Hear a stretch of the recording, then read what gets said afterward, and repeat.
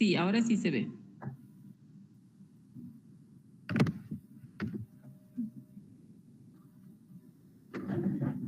Bueno, buenas tardes. Mil disculpas por el atraso, pero ha habido una pequeña confusión con la fecha. Pensamos que era el próximo martes esta charla. Pero bueno, vamos a retomar y vamos a comenzar. Entonces, ustedes ya saben que la infección de mamíferos y de triatominos es producida por un protozoario flagelado, que es Trypanosoma cruzi, y además esta infección es transmitida a través de las deyecciones del insecto vector. En el momento que el insecto toma su alimento, elimina a través de las heces los parásitos y son los que van a ir a infectar al hombre, que son las formas tripomastigotes metacíclicas. Entonces, el tripomastigote se va a caracterizar por la presencia de un kinetoplasto y un núcleo. El kinetoplasto en el tripomastigote está muy cerca a la parte posterior y a la parte anterior, perdón, y el núcleo al centro.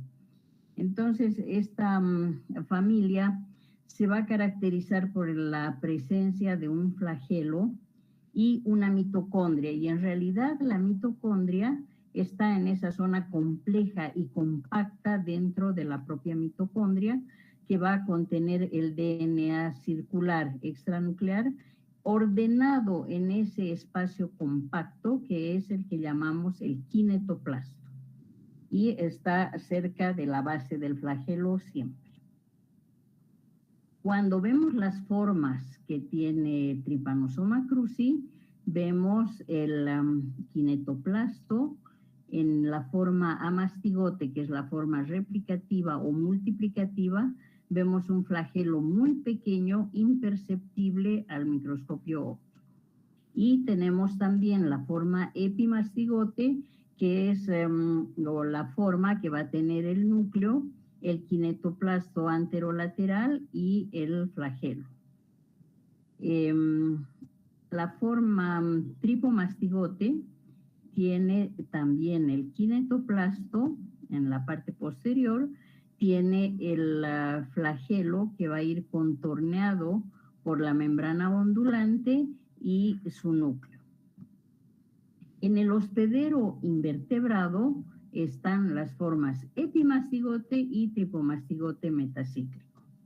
Entonces, la forma epimastigote es flagelada, alargada, mide de 12 a 30 micrómetros y va a tener el flagelo, lo que hace que sea una forma muy móvil, y el kinetoplasto localizado anteriormente al núcleo.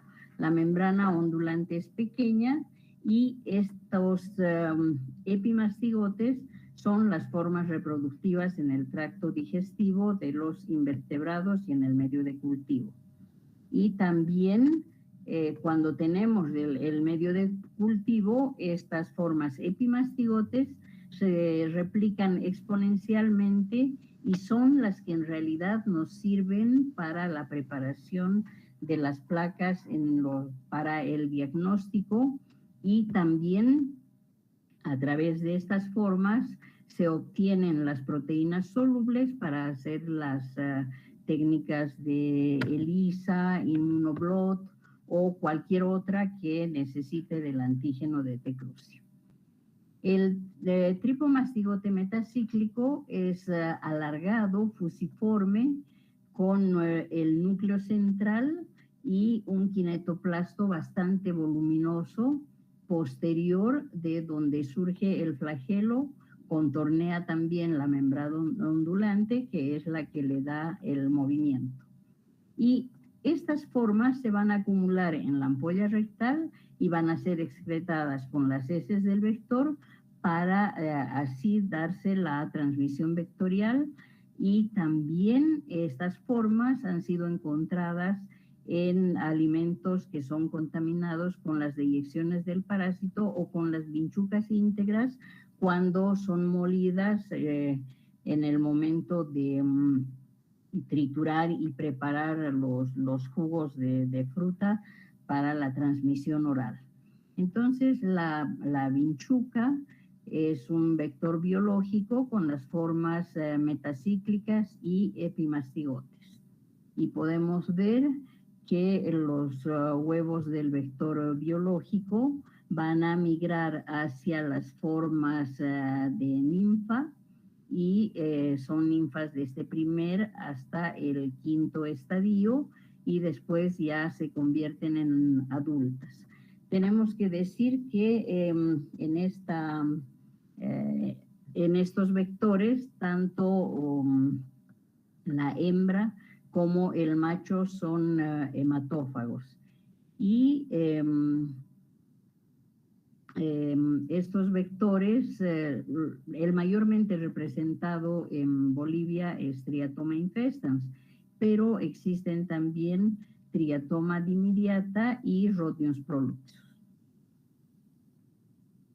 Ambos se pueden encontrar en viviendas humanas, en áreas rurales y suburbanas, y en el peridoméstico, donde van a mantener alrededor de la población humana los ciclos selvático o domiciliar. En el hospedador vertebrado se van a encontrar las formas tripomastigotes y las formas amastigotes.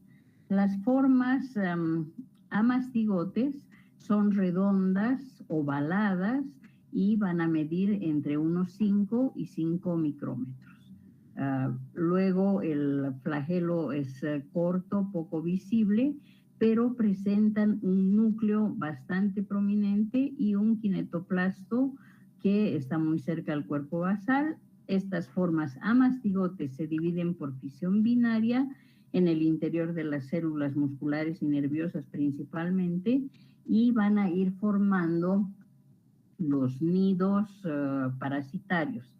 Es la única forma replicativa que es responsable de la patogenia y es la forma infectante en los trasplantes. Entonces, ahí tenemos los nidos parasitarios, donde se ven netamente las formas amastigotes. En este lugar podemos ver amastigotes en división, y en las formas que se ven claramente podemos divisar fácilmente el kinetoplasto y el núcleo. En algunos también, como en la flecha del lado derecho, podemos ver el kinetoplasto y el núcleo muy visible, una forma muy típica de los amastigotes. No siempre se los ve así, porque depende de la posición en la cual se encuentran cuando se los observa al microscopio. En muchas ocasiones puede verse solamente el núcleo y no el kinetoplasto cuando están invertidos hacia abajo. Entonces, a manera de resumir, tenemos esta diapositiva donde podemos ver el tripomastigote sanguíneo, que es una forma infectante en la transmisión vertical y transfusional, y el tripomastigote metacíclico, que es infectante en transmisión vectorial y por alimentos, como les comentaba anteriormente. Préstame la batería, por favor. Un minutito, porque necesito añadir la batería. Las formas epimastigotes se dividen en el vector y en el medio de cultivo en el laboratorio. Y las formas amastigotes responsables de la patogenia infectante en trasplantes. Entonces, esta es una diapositiva que nos va a permitir hacer un resumen del ciclo del parásito, tanto en el vector como en el humano. Entonces, en las vías de infección tenemos la vía vectorial, la oral, la transfusional, la congénita, y también existe una que es accidental en laboratorio cuando a las personas... Uy, se me ha apagado eso. Un minutito, por favor.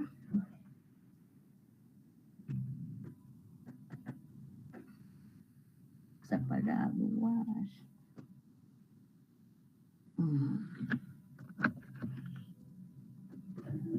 Llámamela a la cara. ¿Están viendo? Sí, doctora, se ve. Porque yo no estoy... ¿Están viendo mi pantalla? Sí, se ve. Se quedó con vectorial oral, transfusional, congénita, accidental y trasplante. Ya, porque se me ha apagado. Bueno, entonces, en la infección oral ha habido una definición y muchos artículos donde se habla por la contaminación de alimentos con las deyecciones de los diatominos. Y tenemos la transfusión sanguínea cuando la sangre del donante presenta las formas cigotes, al igual que la infección también se puede dar por la vía parenteral cuando se usan jeringas, se comparten las jeringas entre drogadictos y se incrementa la posibilidad de la infección con la migración de las personas hacia las zonas rurales. También se ha podido ver que muchas de ellas van a la ciudad o a otros países donde pueden tener la necesidad de donar sangre, y así se va conociendo el parásito en otros continentes.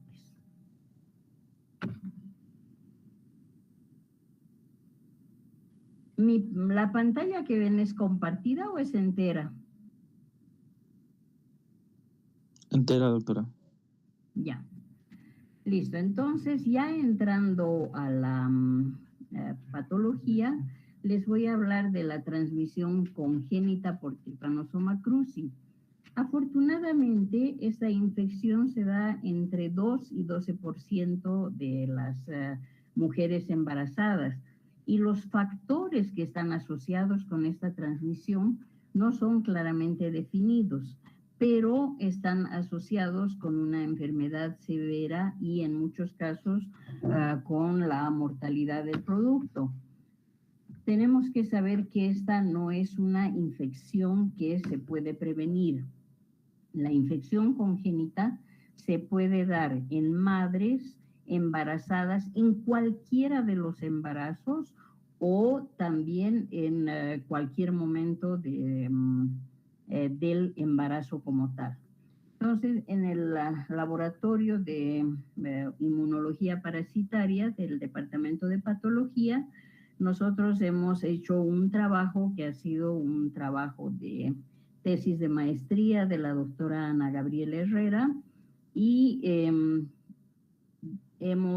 Ana Gabriela Herrera, en realidad con su formación de médico, ha ido a Yacuiba, donde ha estado muchísimos meses en diferentes ocasiones, y ha podido seguir a las madres embarazadas y sobre todo a las que estaban positivas en serología.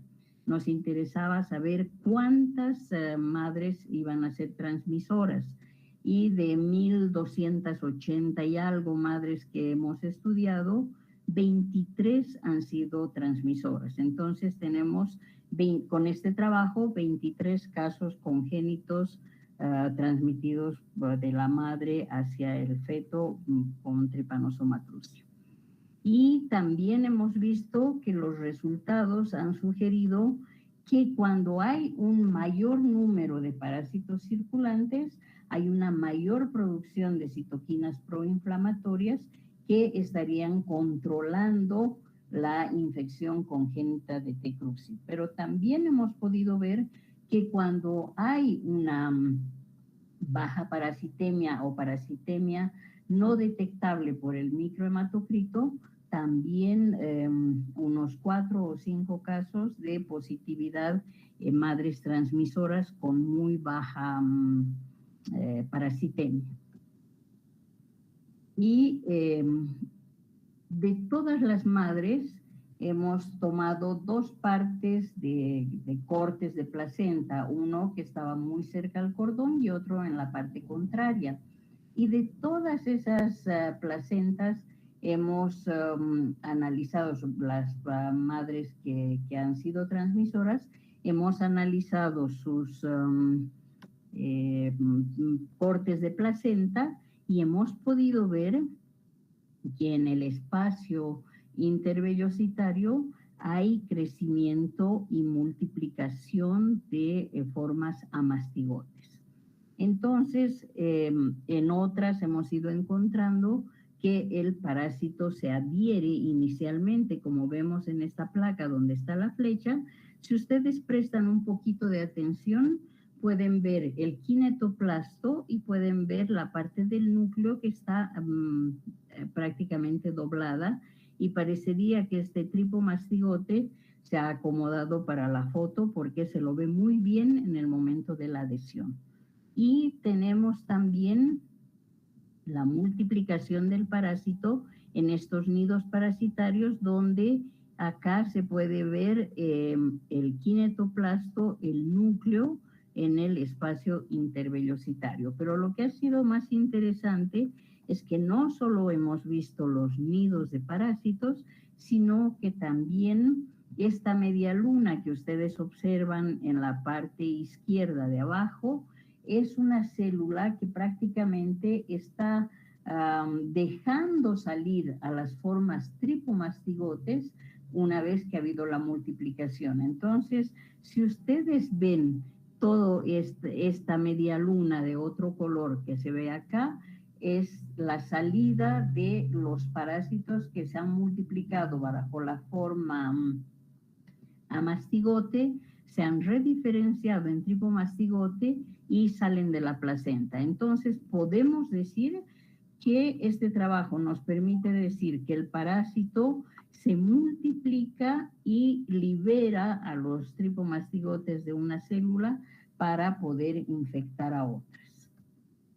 Y cuando ya se empiezan a diseminar los parásitos, ya podemos observar también algunas formas amastigotes, porque no todos se multiplican al mismo momento, ¿no es cierto? Entonces, en esta diseminación parasitaria podemos observar formas amastigotes y todavía algunos tripomastigotes que están en el lugar. Y en cortes de placenta, por supuesto que hemos visto bastantes parásitos libres también.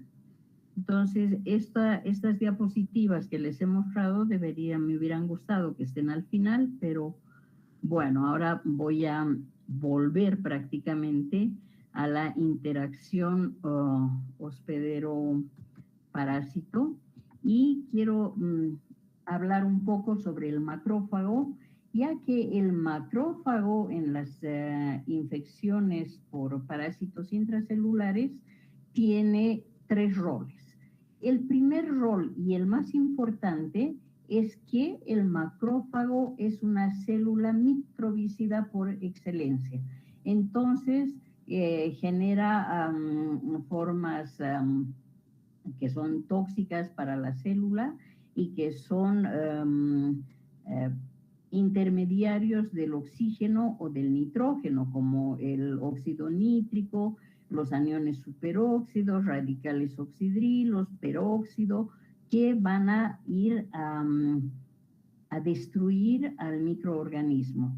Y también van a utilizar unas enzimas que van a degradar o van a destruir las proteínas del parásito, como son las defensinas, el factor de necrosis tumoral secretado solamente por el macrófago, las lisocimas y las enzimas hidrolíticas. Eso cuando el macrófago es únicamente la célula microbicida por excelencia.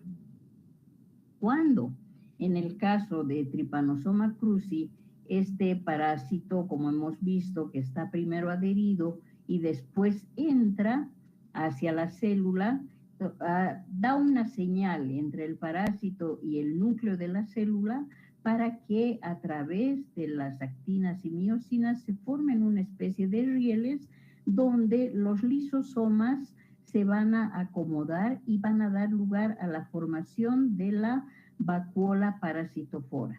Entonces, el tripomastigote dentro de la vacuola lisosomal va a empezar a producir una secreción de crucipaína, que es una enzima que le permite hacer poros en la vacuola parasitofora para que el parásito pueda salir bajo la forma flagelada y después continuar con la forma flagelar o replicativa, como son los amastigotes.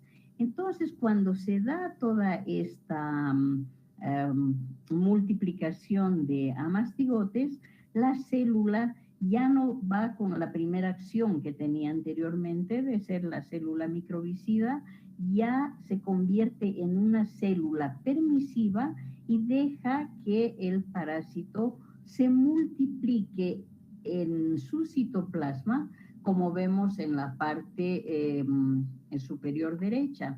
Entonces, esta célula infectada, cuando tenga la cantidad suficiente de formas amastigotes, va a hacer que esas formas amastigotes nuevamente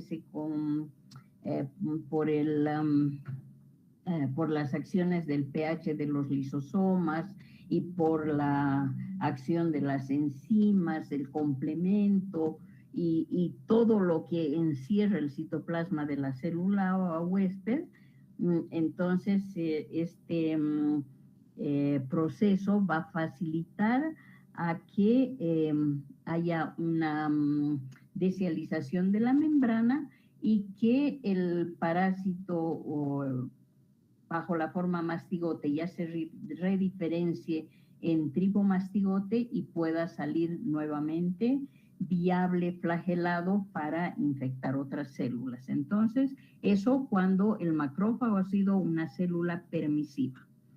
Y finalmente, el tercer rol es cuando este parásito que está en el citoplasma de la célula pase por el lisosoma y fagosoma, y cuando ya está en el fagolisosoma va a hacer que esta degradación del antígeno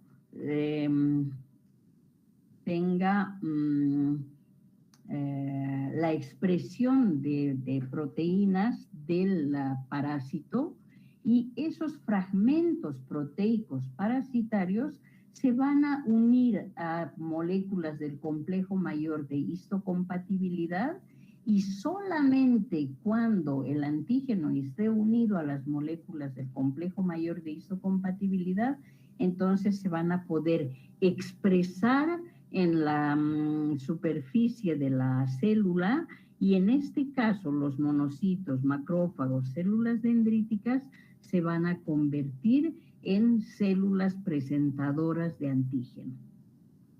Entonces hemos hecho un resumen del macrófago cuando tiene su rol microbicida, cuando es una célula hospedera y cuando es presentadora de antígeno. Y esto de la presentación de antígeno es muy importante porque es a partir de esta etapa que se va a dar la respuesta inmune celular en el hospedero para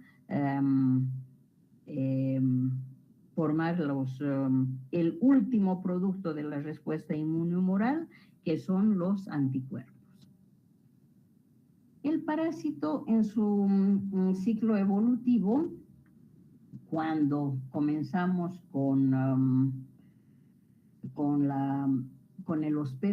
el vector, entonces el vector va a tomar su alimento de la persona, y cuando tome su alimento va a eliminar los tripomastigotes metacíclicos que a través de la rascadura de la misma persona va a entrar a través de la piel, o cuando pica muy cerca a la región del ojo, que puede entrar por la mucosa oftálmica. Entonces, La vinchuca va a picar a la persona generalmente en la noche.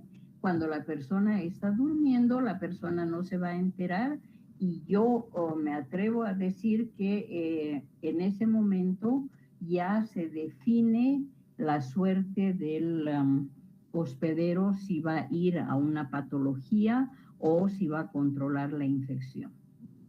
Entonces, cuando las formas tripomastigotes metacíclicas van a entrar a las diferentes células, se van a transformar en amastigotes, como ya lo hemos visto anteriormente, se van a multiplicar, van a rediferenciarse, y los tripomastigotes que salen de la célula van a ir al torrente sanguíneo y van a poder llegar a cualquier órgano, dando de esta manera las manifestaciones clínicas que van a ser resultado de este ciclo infectante. Y si la persona está con formas tripomastigotes en su circulación y la vinchuca toma su alimento, esta se va a infectar al alimentarse, y las formas epimastigotes se van a comenzar a rediferenciar en el intestino medio y van a multiplicar en el intestino medio para convertirse en tripomastigotes metacíclicos en el intestino posterior y ser las formas infectantes nuevamente para cualquier otro hospedero. Entonces, al cabo de 4 o 5 días, luego de varios ciclos de división, gran número de amastigotes transformados en tripomastigotes van a estar circulando en la sangre y van a activar tanto el parásito como el contenido de la vacuola parasitófora, y los elementos que ésta contiene van a dar lugar a la respuesta inmune innata y adquirida. Y en la forma adquirida comienzan las etapas clínicas por la puerta de entrada del parásito, que va a dar lugar a una lesión inflamatoria indurada conocida como chagoma. Y cuando el proceso inflamatorio se da en el ojo, entonces ya tenemos el signo de Romaña, que es único prácticamente porque solo se observa en un ojo, es unilateral, y la inflamación se da en ambos párpados. Entonces es una inflamación unilateral y bipalpebral. El signo de Romaña, complejo oftalmoganglionar, también el paciente puede presentar adenomegalias en la legión cervical, y seguimos viendo este signo en un solo ojo y en los dos párpados.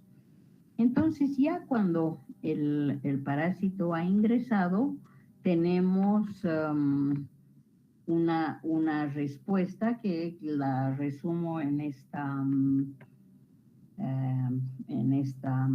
toma.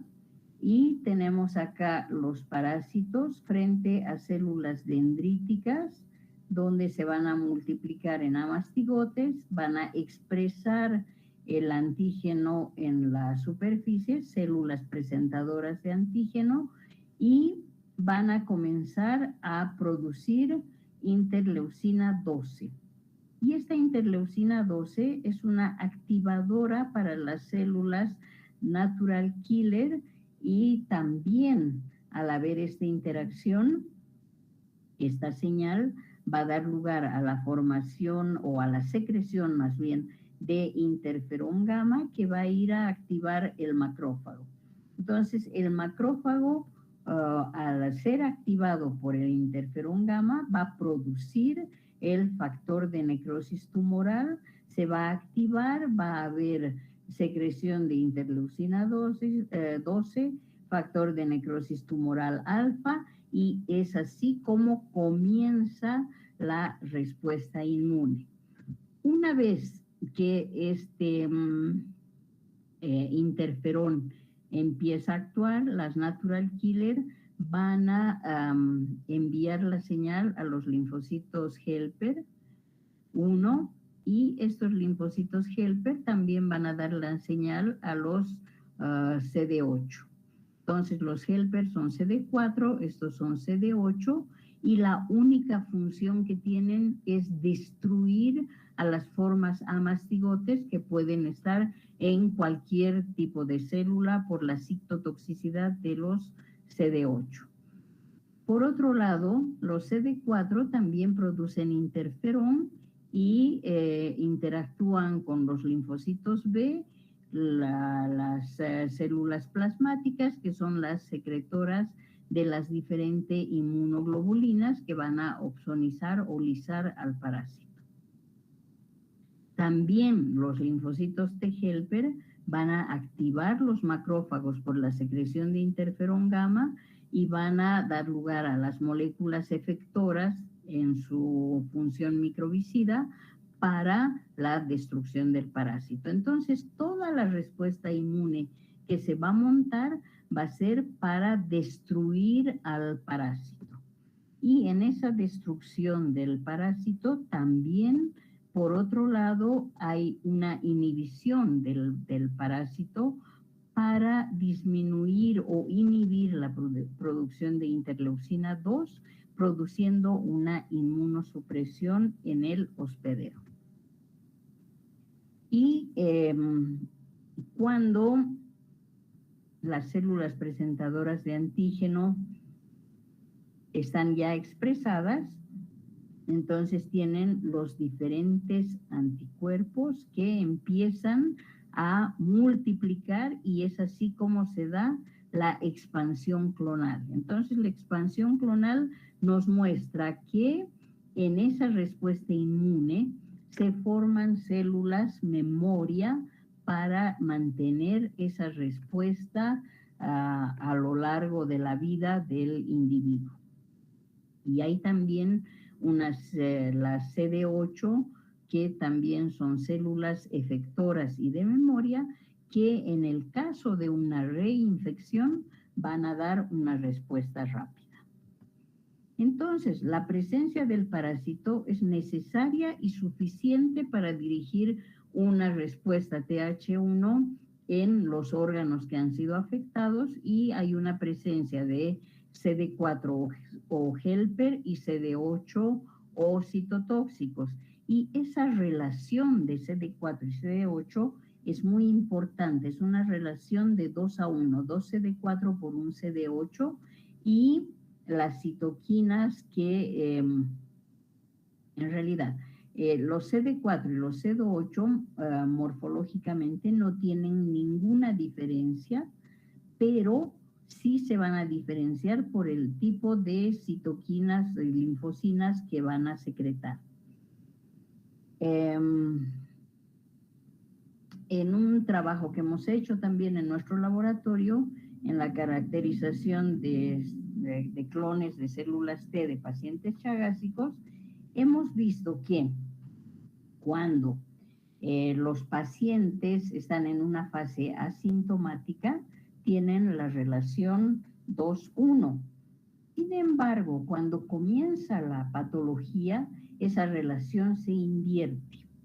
Y cuando esa relación se invierte, ya los clones de los pacientes comienzan a mostrar una cardiomegalia con bloqueo de rama derecha, bradicardia, y también hemos observado que los pacientes que tienen patología intestinal comienzan también a expresar sus problemas mucho más severos que en lo que se ha dado esa diferenciación de la CD8 y la CD4, ha intercambiado esa relación. Entonces los parásitos van a conducir a una respuesta autoinmune con la aparición de anticuerpos. Pero también tenemos que saber que hay anticuerpos que son autoanticuerpos, que una teoría que ha sido muy discutida, pero que sí hay autoanticuerpos y se dan reacciones cruzadas. Por ejemplo, hay una reacción cruzada con la proteína P ribosomal de Trypanosoma cruzi con los receptores cardíacos 1 beta-adrenérgicos y las proteínas B13 de T. cruzi y la cadena pesada de la miosina cardíaca. En un trabajo que hemos hecho en nuestro laboratorio, hemos podido ver que hay complicaciones en el inicio de la respuesta inmune, sobre todo en los recién nacidos, y estos van a nacer con bajo peso, van a disminuir la madurez postnatal, se relaciona con una parasitemia detectable en las madres que inducen autoanticuerpos anti-P2B, que es la proteína ribosomal de Trypanosoma cruzi, y esta proteína se le encuentra tanto en las madres como en los recién nacidos. Entonces, sí existen esos autoanticuerpos. Ahora, ¿quiénes son responsables de la patología? Son las formas tripomastigotes, las formas amastigotes, porque las formas tripomastigotes van a ir desapareciendo en la circulación con el tiempo. Los amastigotes se van a quedar reclutados y van a estar viables durante la fase indeterminada, la fase crónica o la fase crónica con y sin sintomatología, y van a inducir la formación de anticuerpos manteniéndolos en niveles bajos. Los parásitos modulan la respuesta inmune, son responsables de la alteración del sistema inmune y parte de la patología se debe a esta alteración. La eliminación del parásito es necesaria para que haya una evolución en la patología, y T. cruzi también es un parásito oportunista en las infecciones por Trypanosoma cruzi. Esta diapositiva nos resume las fases de infección por T. cruzi, ya que la parasitemia comienza cuando se da la infección y hay multiplicación de parásitos. Pueden durar semanas, años, décadas o toda la vida, pero se va a mantener un umbral que prácticamente puede ser no detectable durante la parasitemia baja y solamente detectable en la fase aguda. En la fase aguda hay mayor multiplicación, obviamente, está comenzando la multiplicación de los parásitos y por ende hay muchos parásitos circulantes para que podamos detectarlos con un micrométodo. Y también en la fase aguda, si se presenta el chagoma de inoculación, el signo de Romaña, entonces se puede controlar esta parasitemia inicial con un tratamiento inicial muy precoz.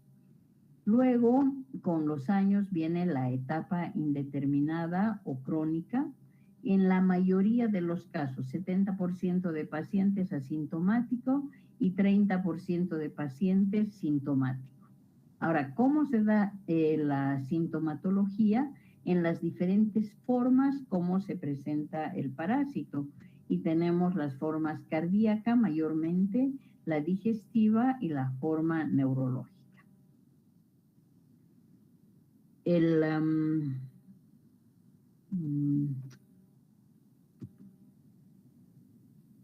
En la fase aguda hay los síntomas de la enfermedad aguda que van a aparecer 4 o 5 semanas después de la inoculación del parásito y que raras veces uno se da cuenta de esta inoculación solo si existiera un chagoma visible en la piel, que generalmente no es muy clásico para observarlo y decir entró por acá o fue en tal momento, a no ser que la persona se haya dado cuenta de cuándo tuvo esa infección o ese contacto con las vinchucas.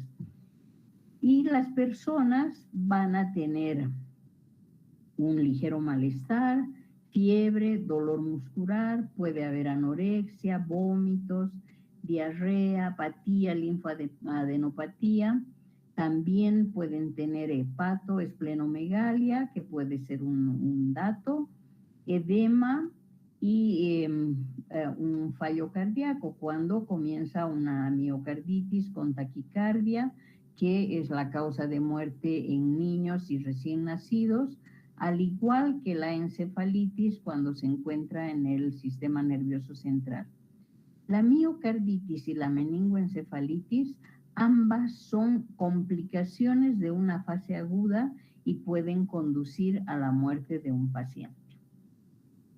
En la fase indeterminada, los individuos parasitados que pasan a la fase crónica sintomática se van a caracterizar porque van a tener anticuerpos específicos para T. cruzi, ausencia de síntomas o signos de la enfermedad, ausencia de anormalidades en el electrocardiograma, el corazón, esófago, colon tienen el tamaño normal, pero en un 30% de los pacientes, cuando hacíamos sobre todo los clones de linfocitos T y estábamos constantemente requiriendo la sangre de estos pacientes para el mantenimiento de los clones, hemos observado monocitos infectados en un 30%.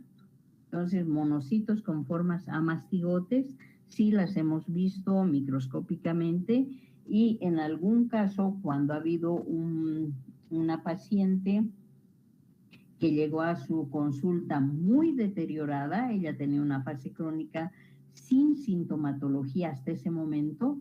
Cuando llegó a la consulta con el doctor Octavio Aparicio, le hicimos el cultivo celular y al día siguiente, en vez de ver la proliferación de células específicas, nos encontramos con un cultivo que estaba lleno de formas tripomastigotes. Entonces, esta señora comenzó nuevamente a tener formas circulantes y posteriormente entró a una cardiopatía bastante severa.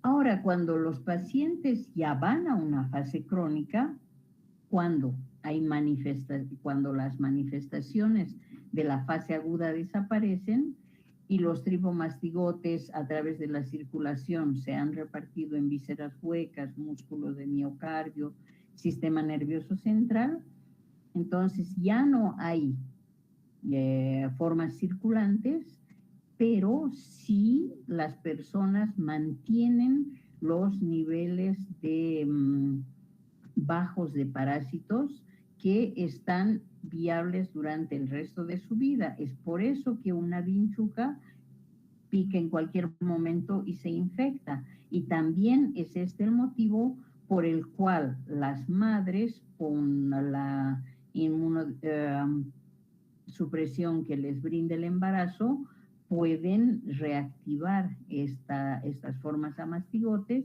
y hacer que de alguna manera pase el parásito a la circulación.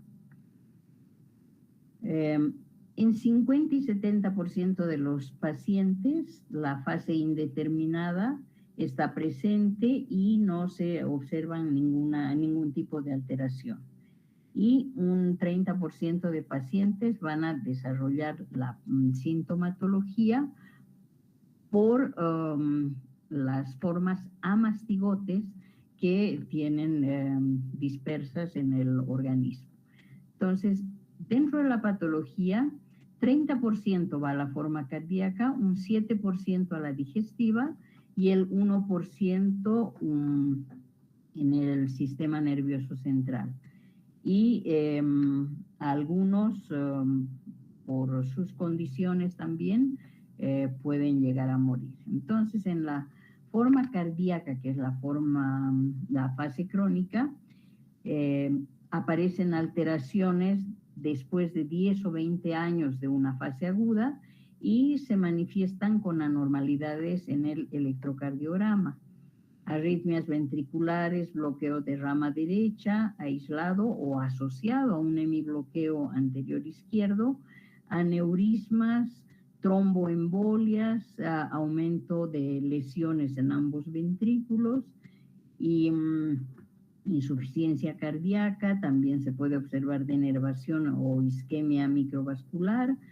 Y la cardiopatía chagásica crónica es la complicación más severa de la enfermedad. Hay una gran diversidad de manifestaciones, desde infecciones asintomáticas hasta insuficiencia cardíaca con miocardiopatía dilatada, muerte súbita, un electrocardiograma alterado, que eso les será explicado con mayor detalle en la mesa redonda, y la muerte súbita de algunos pacientes por miocarditis. Ahora, la fibrosis se va a producir en un proceso inflamatorio crónico.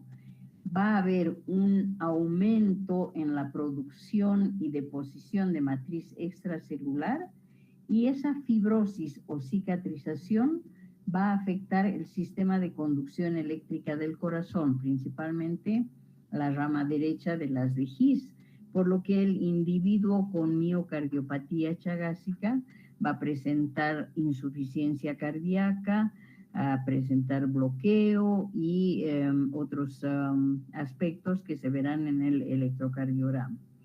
Y la arritmia se define como la variación de la frecuencia o el ritmo cardíaco, y se deben a trastornos en la degeneración o en la propagación del impulso cardíaco a través del sistema de conducción eléctrica del corazón, o la combinación de ambos.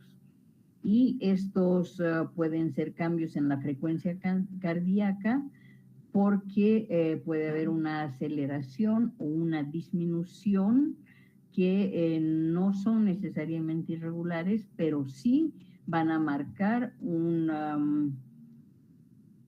frecuencia más acelerada o más lenta. Y en la cardiopatía chagásica tenemos los mecanismos mediante los cuales la infección por T. cruzi puede causar la miocarditis, y una de ellas es que los parásitos causan el daño directo por la lisis celular en la diferenciación de tripomastigotes en amastigotes intracelulares, y probablemente por la eliminación del producto tóxico de tripomastigotes. También una inmunidad específica puede contribuir a la patología cardíaca por la destrucción o el desplazamiento del parásito a otros miocitos, seguida de una infiltración mononuclear que también puede conducir a una fibrosis. Un daño no específico puede ser causado por la respuesta inmunoinnata cuando hay una activación de los granulocitos que está mediada por anticuerpos y puede dar lugar a lesiones en los cardiomiocitos. Una microvasculopatía que conduce a isquemia, incluida la agregación plaquetaria oclusiva. Y también la autoinmunidad inducida por parásitos, que está generada por el mimetismo molecular entre los parásitos y los antígenos de los cuales les he hablado antes, que van a dar lugar a células T autorreactivas por parte del antígeno después de la lisis celular de Trypanosoma cruzi.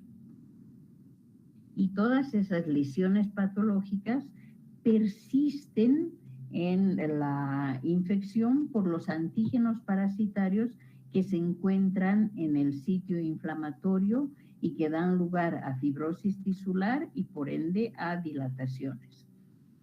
Estas formas amastigotes se pueden observar cuando se hace una biopsia, y por inmunohistoquímica también a través de los parásitos y de algunos pacientes se pueden ver cuáles son las citocinas que están involucradas en este proceso.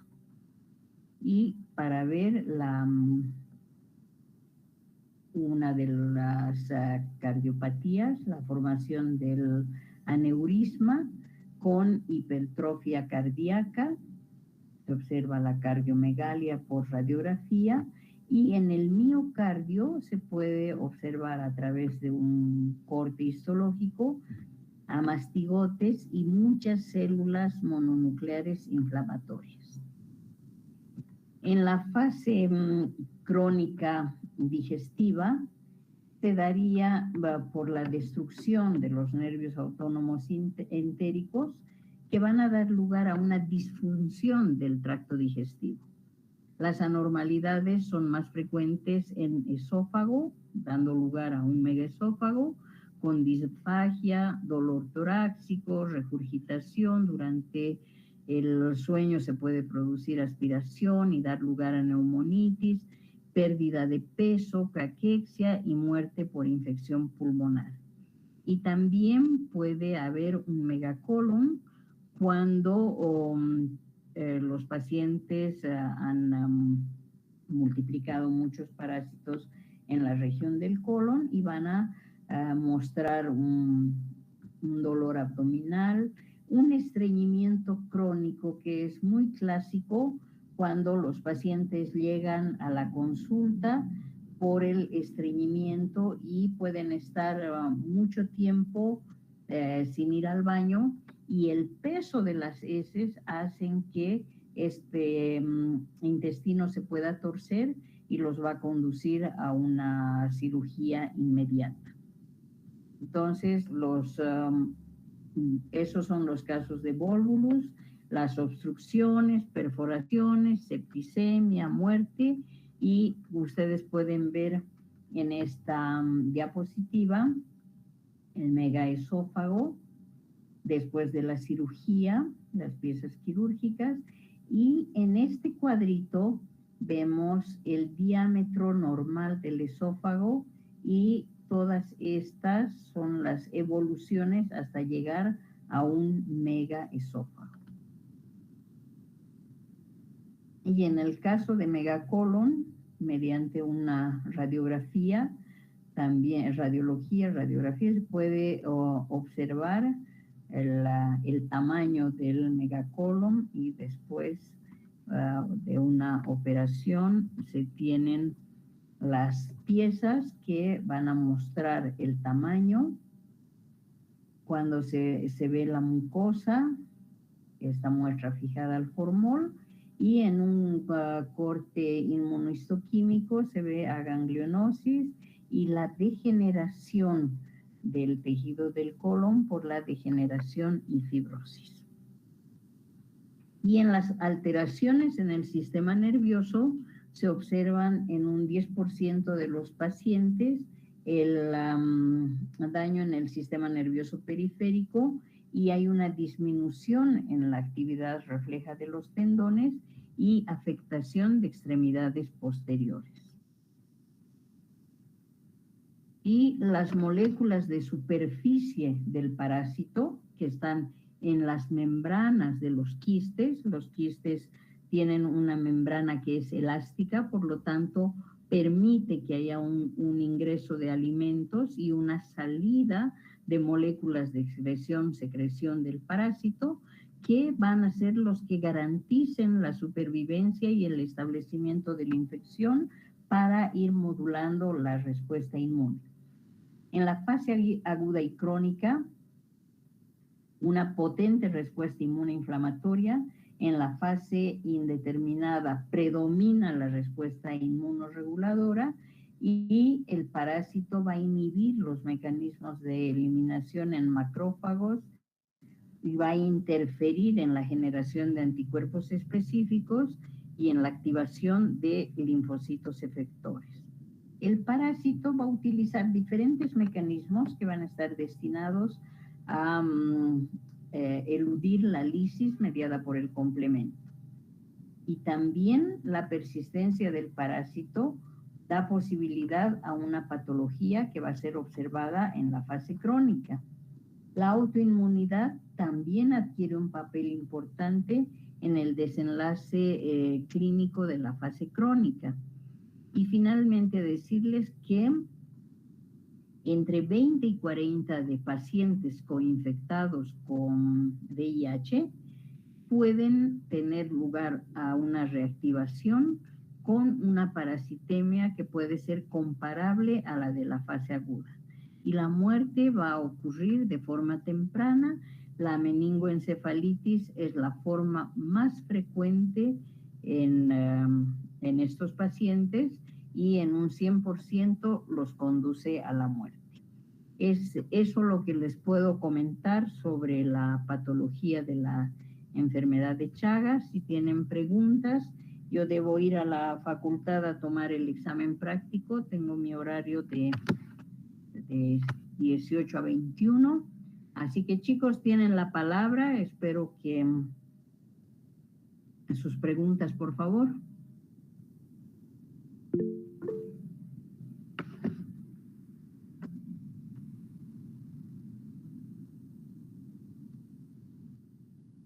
¿Están todavía ahí? Doctora, buenas tardes. Le voy a leer las preguntas. Dime. Irán Quintanilla pregunta, doctora, en un megaesófago, ¿veríamos parásitos en la musculatura del esófago? Si hacemos un corte y hacemos una inmunohistoquímica, sí. Se ve fibrosis, como les mostraba en una de las diapositivas, y sí van a haber nidos parasitarios. Gracias, doctora.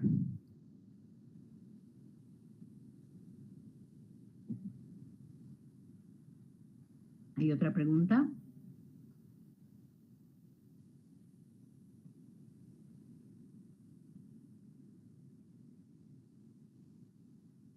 Solo por inmunohistoquímica, a través de las biopsias, se pueden observar formas a mastigotes. De otra manera, no.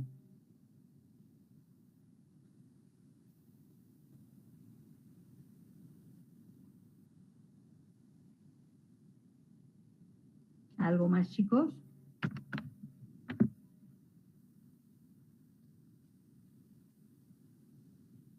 Bueno, entonces si no hay más preguntas, hemos concluido con la teórica y voy a volar a la facultad. Gracias por su atención. Que tengan una buena tarde. Muchas gracias, doctora. Hasta luego, que estén bien.